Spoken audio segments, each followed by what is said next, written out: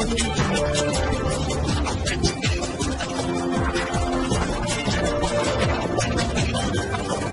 भारत, केवल खबरें और कुछ नहीं।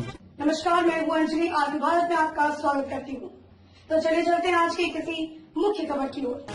सड़क, स्कूल, आंगनबाड़ी नहीं तो वोट नहीं।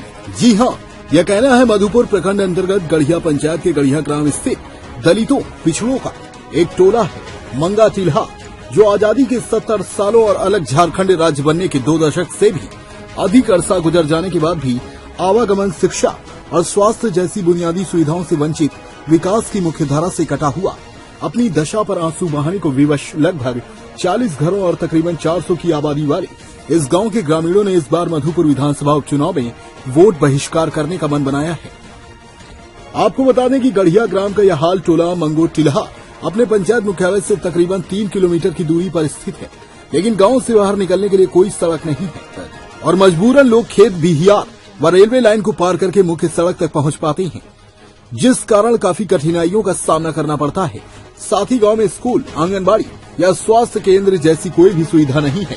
यहाँ के ग्रामीणों ने बताया कि कई बार जनप्रतिनिधियों, मंत्रियों व अधिकारियों को इस बात से अवगत कराएं, पर आज तक कोई भी सुविधा मुहैया नहीं हुई है, जिस कारण बच्चों को खासकर लड़कियों की शिक्षा पर बहुत ही बुरा प्रभाव पड़ रहा है। मधुपुर से इम्तियाज अंसारी की रिपोर्ट। हमारा गांव में होना चाहिए, आंगनबाड़ी होना चाहिए, रोड होना चाहिए। छोटा छोटा बच्चा लेन पार करके आंगनबाड़ी जाता है गढ़िया में, गढ़िया में उतना सहयोग नहीं है तो हम लोग कैसे जाएगा छोटा छोटा बच्चा। यही हम लोग का मांग, हम लोग को रोड चाहिए, स्कूल चाहिए, आंगनबाड़ी चाहिए।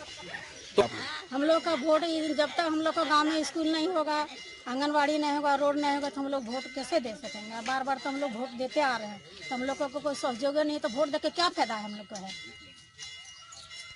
मंजू देवी। ये मुख्य कारण है हम लोग का जो है सड़क का दुर्दशा। क्या बोलिए तो बरसात में हम लोग मुश्किल हो जाता है। मुश्किल का जब सोचते हैं कि कैसे जाना है घर मधुपुर से, तो बहुत एकदम दिक्कत का सामना करते हुए घर आना पड़ता। कहीं गिर जाए, कहीं क्या हो जाए, इस तरह से समस्याओं का सामना करके घर आना पड़ता। अब ये देखिए जर्जर क्या स्थिति बना हुआ रोड का। ये सब सोचते हुए शिक्षा का भी साधन नहीं है, न ऐसा कुछ है। सामने मेन लैंड है, बच्चा, छोटे छोटे बच्चा जाता है, फिर चिंता रहता है कि घर आ पाएगा कि नहीं आ पाएगा, मेन लैंड है, कट जाएगा, क्या होगा। ये सारी समस्या को देखते हुए हम लोग विचार किए सही ग्रामीण मिल करके कि अगर हम लोग ऐसा देते आ रहे हैं वोट, सब कुछ करते आ रहे हैं, अगर वैसा नहीं हम लोग को सुविधा होगा तो हम लोग वोट देके क्या करेंगे। इसलिए हम लोग इसको बहिष्कार कर रहे हैं। दिया गया है। देखिए बहुत पहले से वादा करते आ गए सब, जितना भी नेता आते थे, हम बना देंगे रोड, बना देंगे स्कूल, बनवा देंगे आंगनबाड़ी। ये सब हम लोग वादा करते करते अभी तक विकास नहीं हुआ, कोई काम नहीं हुआ। काम नहीं होने के बाद हम लोग आज लास्ट आखिरी गांव वाला से सब, जितना हम लोग मंगा टिल्हा निवासी हैं, और निवासी ने हम लोग सब एकजुट होके, एकत्र होके, और हम लोग मीटिंग करके बोला जो कि भाई देखिए जितना भी आदमी आता है सब और शासन देके चला जाता है, लेकिन अभी तक स्कूल और रोड और आंगनबाड़ी नहीं हुआ। इस पर हम लोग क्या विचार किया जाए। तो सब कोई सलाह मशवरा लेके ये निर्णय लिया गया, जो कि हम लोग अगर वोट किसी स्कूल और आंगनबाड़ी, रोड का डिसाइड नहीं हो जाता है। मंत्री आए, जैसे राज परिवार भी वादा करके गए थे, वो भी नहीं बनाए। मंत्री हाजी हुसैन साहब, वो तो आए नहीं है, कार्यकर्ता आए हैं और कार्यकर्ता ही आश्वासन देके गए हैं, लेकिन अभी तो कुछ हुआ नहीं।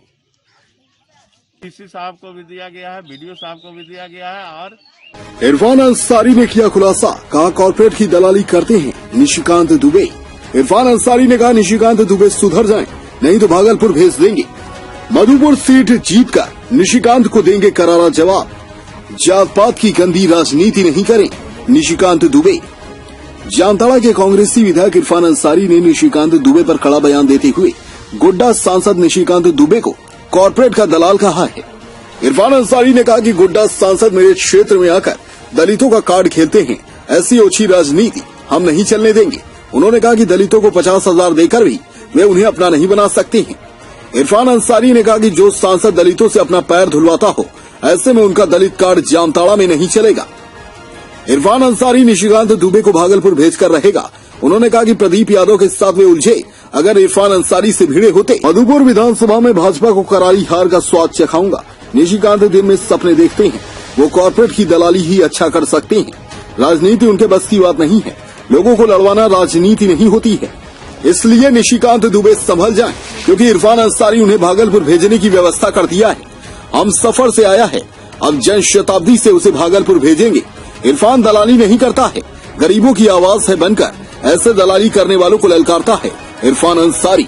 उन्होंने कहा कि अगर भाजपा में निशिकांत की इतनी ही पूछ होती तो केंद्र में मंत्री जरूर बनते, लेकिन ऐसे सांसद को दलाली करने से फुर्सत नहीं है तो मंत्री कहां से बनेगा।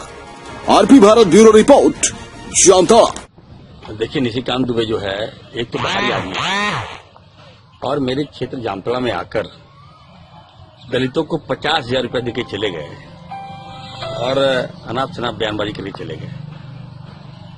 मैं निशिकांत दुबे के बारे में बताना चाहता हूँ, ये वही व्यक्ति है जिसने पूरे मीडिया के सामने दलित समाज को अपना गंदा पैर साफ करवाया, मैला वाला पानी से अपने सामने उसको पिलवा दिया। पूरे देश ने इसकी निंदा की और आज हमारे यहाँ आके 50,000 रुपये देके चले जाएगा। ये व्यक्ति कॉर्पोरेट का दलाल आदमी है। ये मैं उसको छोड़ने नहीं जा रहा हूं, मैं कहना चाहता हूं बहुत हो गया। अब ये बाहरी आदमी है और ये भागलपुरी है। ये मैं उसको बहुत जल्द अभी मधुपुर में हराने जा रहा हूं। मैं जा रहा हूं मधुपुर और गोड्डा से मैं इसका बोरिया बिस्तर समेट दूंगा। कल हम सफर से रवाना हुए ना, मैं इसको जन शताब्दी से मैं उसको भागलपुर भेजूंगा। और ये कॉर्पोरेट का दलाल आदमी है, दलाली कर राजनीति करता है। जयनगर प्रखंड के चुटियारों में अवैध महुआ शराब कारोबारियों ने किया पुलिस पर हमला।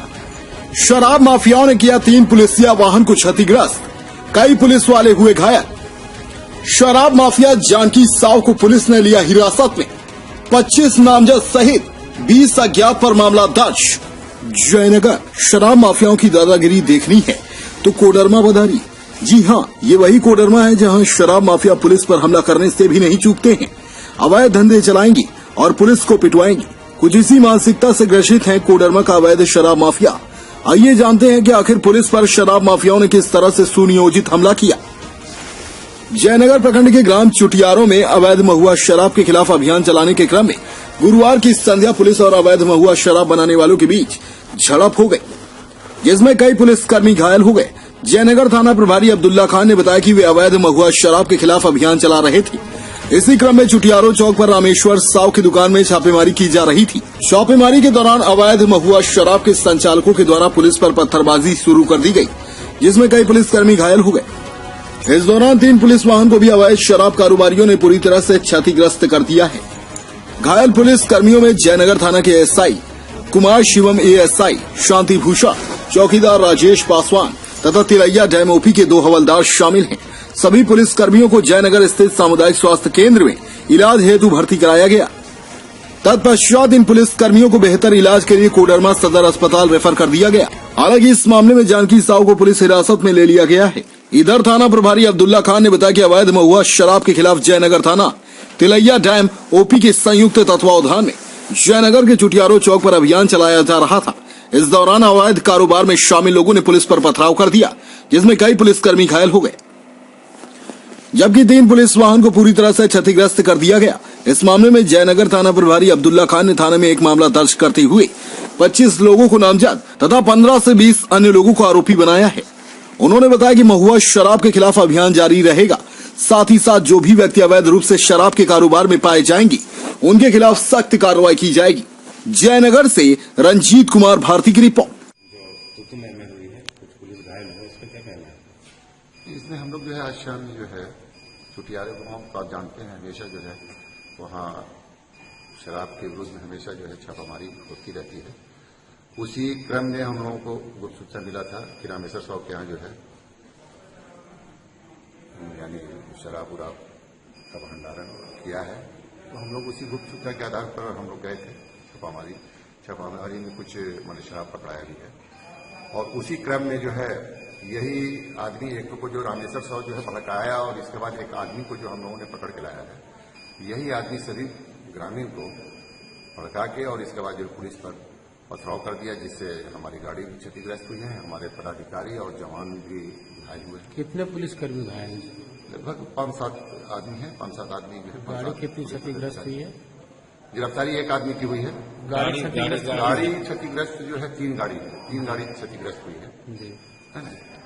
और सभी के विरुद्ध में जो है हम लोग जो है चिन्हित कर रहे हैं और सभी के विरुद्ध में जो है कानूनी कार्रवाई की जाएगी।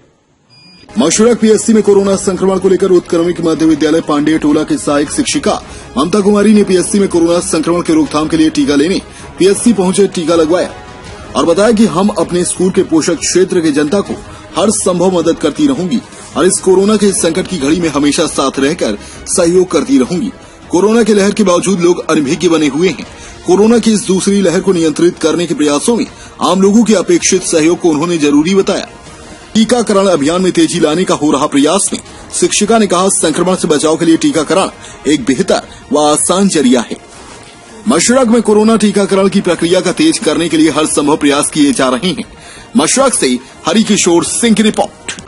बिहार सरकार के गाइडलाइन के अनुसार आज मशरक हॉस्पिटल में हम भी कोरोना का टीका लिए हैं। कैसा महसूस करें? बहुत अच्छा। क्या नाम है आपका? ममता कुमारी शिक्षिका, उत्क्रमिक मध्य विद्यालय बरौली पांडेय टोला से। जोड़ा पोखर थाना प्रभारी राजदेव सिंह ने धनबाद एसएसपी के दिशा निर्देश पर गुरुवार की संध्या टिगवा डी बालू लाइन एवं गुप्ता टोला में छापेमारी कर 12 लाख रुपए के रेपर, कच्चा स्प्रिट, खाली शीशी, ढक्कन, झारखंड सरकार का लोगो लगा स्टीकर आदि सामग्री बरामद की। वहीं मिनी फैक्ट्री संचालक संतोष चंद्रवंशी को हिरासत में लिया गया है, जबकि अन्य सहयोगी भागने में सफल हो गए। पुलिस ने बताया कि विदेशी शराब मैकडॉवेल नंबर 1 का 250 sticker, royal Stag 98, imperial blue का 68 रैपर, डिप्लोमेट 80 एवं देशी शराब दबंग एवं किंग गोल्ड का 300 रैपर, 4 पेटी देसी शराब, 70 लीटर कच्चा स्प्रे, 12 पेटी विदेशी शराब आदि सामग्री जब्त की गई है। वहीं गुप्ता टोला के रहने वाले विनू कुमार गुप्ता के यहां से 5 पेटी अंग्रेजी शराब जब्त की गई है, जबकि वह भी भागने में सफल रहा। वहीं डिगवाडीह बाजार के रहने वाले जीवन के घर में छापामारी की, लेकिन सूचनाएं लीक होने के कारण पुलिस को खाली हाथ लौटना पड़ा। इसके अलावा पुलिस ने 3 घरों में और छापेमारी की, लेकिन कहीं कुछ हाथ नहीं लगा। थाना प्रभारी राजदेव सिंह का कहना है कि उच्च अधिकारी के निर्देश पर छापेमारी की गई है। अवैध शराब निर्माताओं के खिलाफ छापेमारी जारी रहेगी और जांच कर कार्रवाई की जा रही है। सिंदरी डीएसपी अजीत कुमार सिन्हा ने दूरभाष पर बताया कि टिगवाडीह में अवैध शराब का लगातार शिकायत मिल रही थी। जोड़ा पोखर पुलिस ने जाल बिछाकर पर्दाफाश करने में सफल हुई है। धनबाद से अजीत कुमार की रिपोर्ट। गुप्त रूप से सूचना मिली थी कि बालू लाइन में और डिगवाडीह में कुछ लोग अवैध रूप से शराब बना रहे हैं, बेच रहे हैं, जो समाज के लिए बहुत खतरनाक है।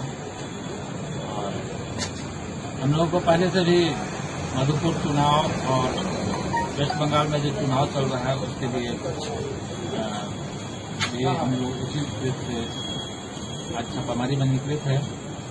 उस सूचना के आधार पर संतोष चंद्रवंशी हैं, डिगवाडीह अठवाल बस्ती में, उनके घर में रेड किया। उनके घर से काफ़ी मात्रा में अंग्रेजी शराब, देसी शराब, महुआ की शराब के 35 लीटर करीब 30 लीटर जार में मिला है।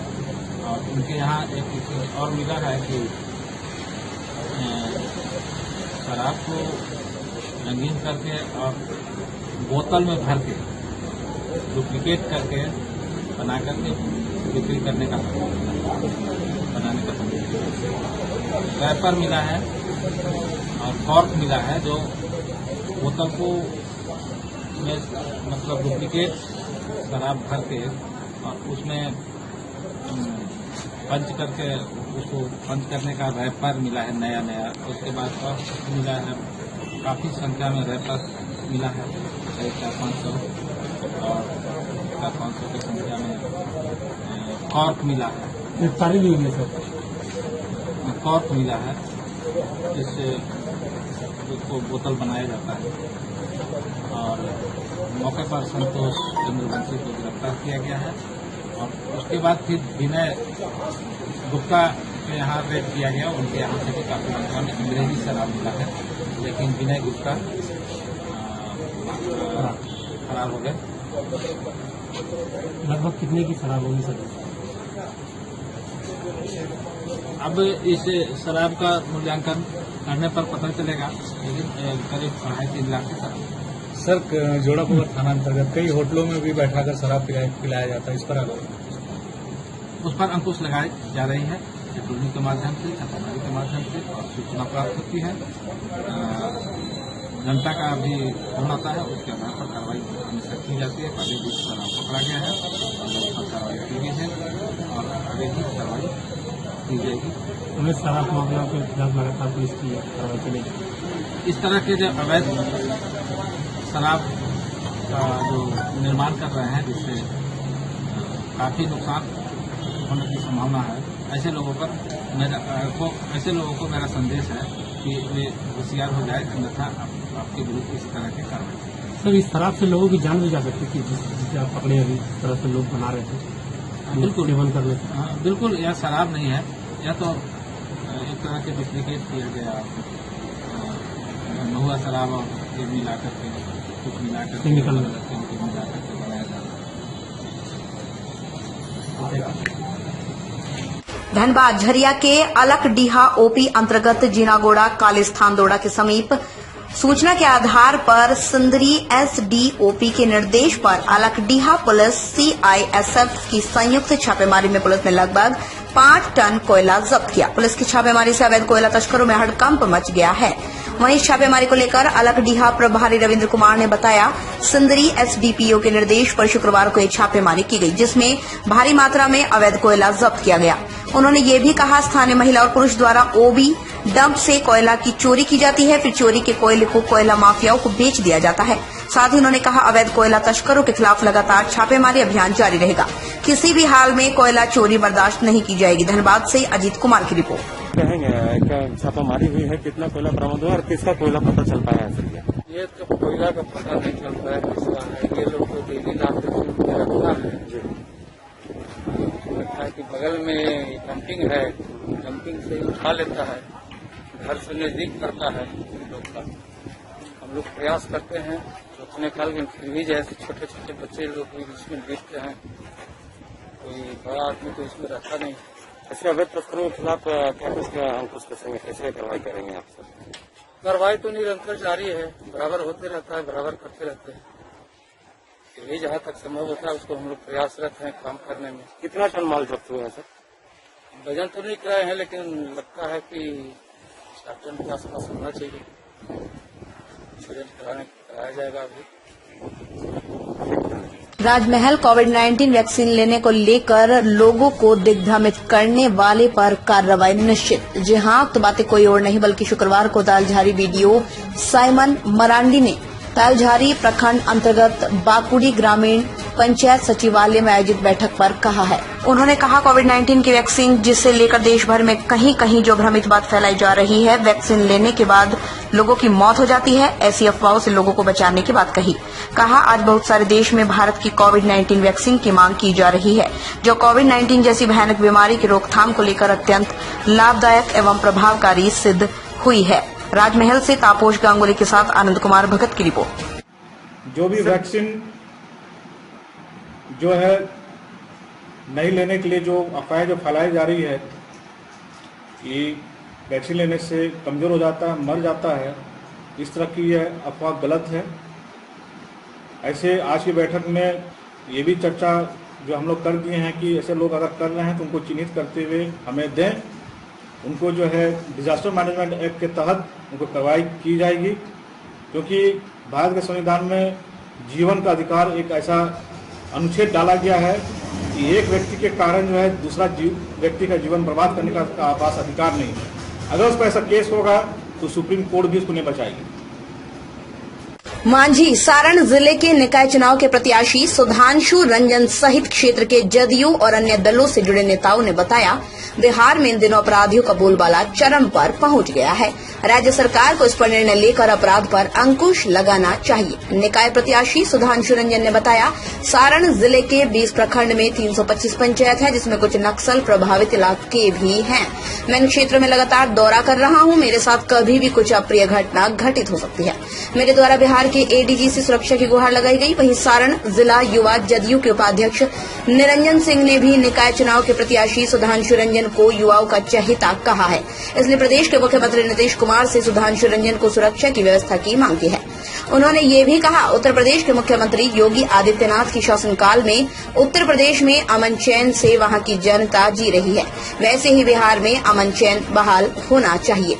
उक्त अवसर पर उमेश सिंह, विकास सिंह, मनोहर सिंह, अरविंद सिंह इत्यादि दर्जनों लोग उपस्थित थे। मांझी से बीरेश सिंह की रिपोर्ट। क्या नाम हुआ आपका? मेरा नाम विक्की सावंत हुआ।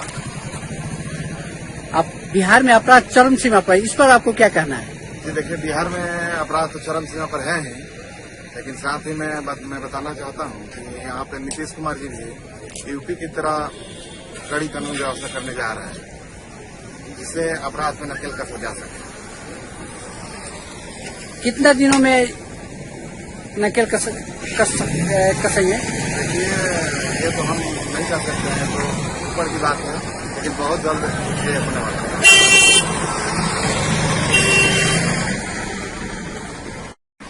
तो ये बताइए, बिहार में अपराध चरम सीमा पर है, इस पर आपको क्या कहना है? हम सरकार से आग्रह करेंगे कि अपराध पर अंकुश करें, बिहार की जनता की रक्षा करें। जो बड़े नेता हैं, सभी नेता, बिहार के जितने नेताएं हैं, किसी भी दल के हो, उनको सुरक्षा मिले।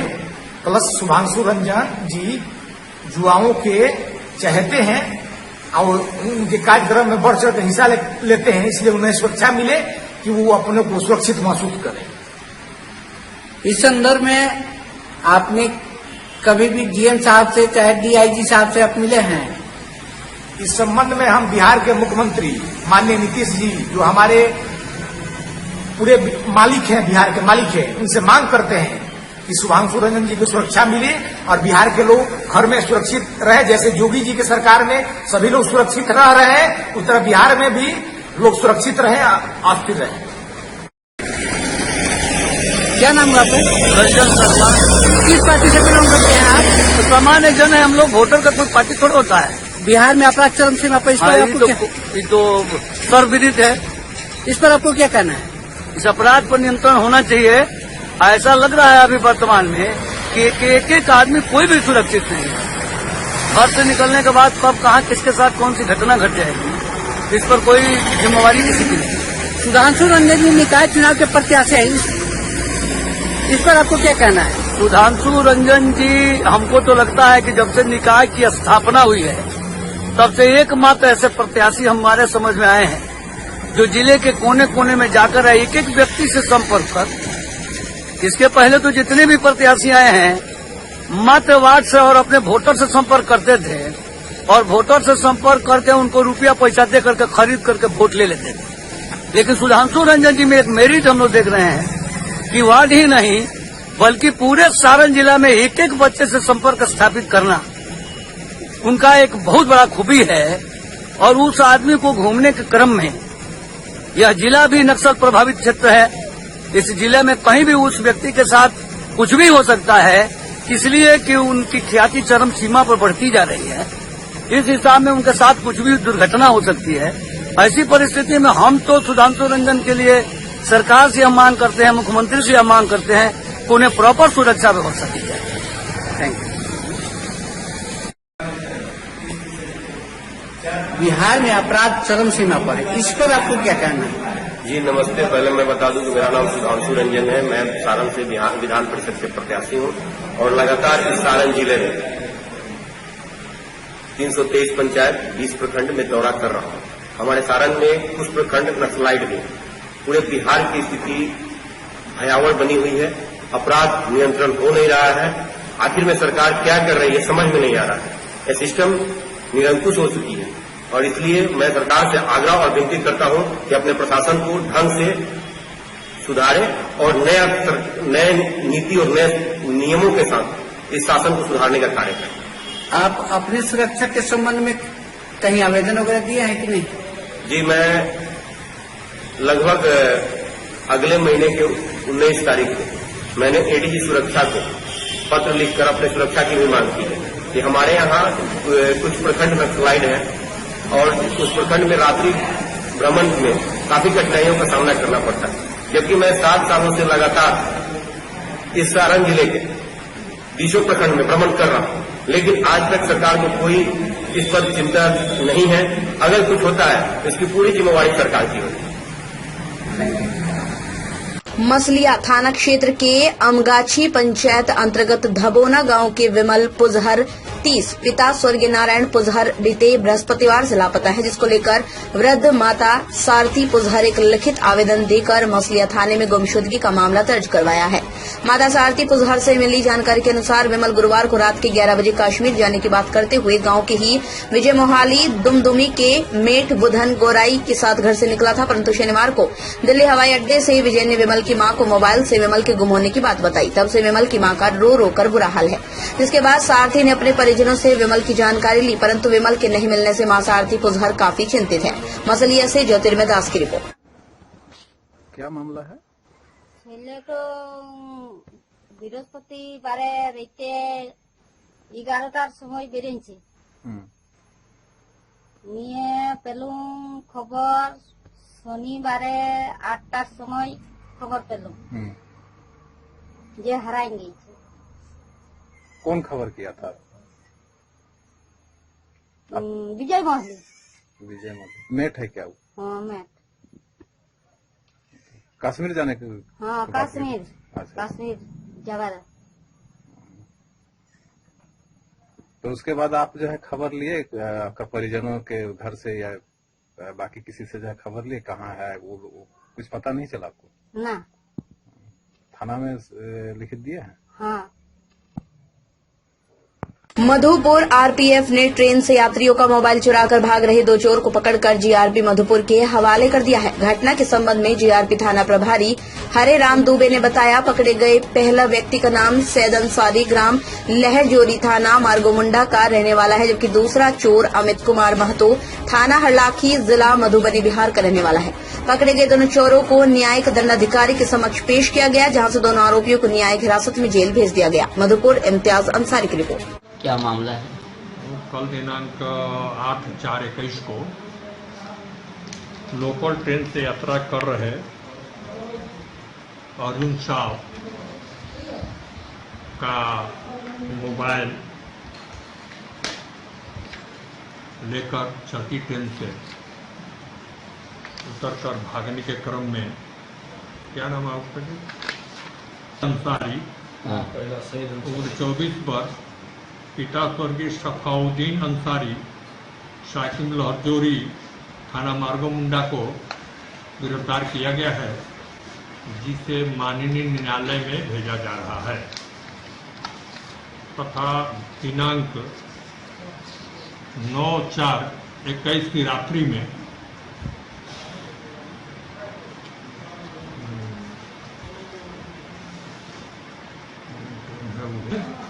दिनांक 8 एवं 9/4/21 को गंगा सागर एक्सप्रेस ट्रेन से मधुपुर रेलवे स्टेशन पर एक यात्री का मोबाइल की चोरी कर गेट से बाहर जा रहे अमित कुमार महतो जिला मधुबनी को गिरफ्तार किया गया है, जिसे माननीय न्यायालय में प्राथमिकी अंकित कर भेजा जा रहा है। निर्माण का भरोसा लाल स्टील TMT बार्स, हर निर्माण के लिए उपयोग लाल स्टील TMT बार्स, रिश्ता मजबूती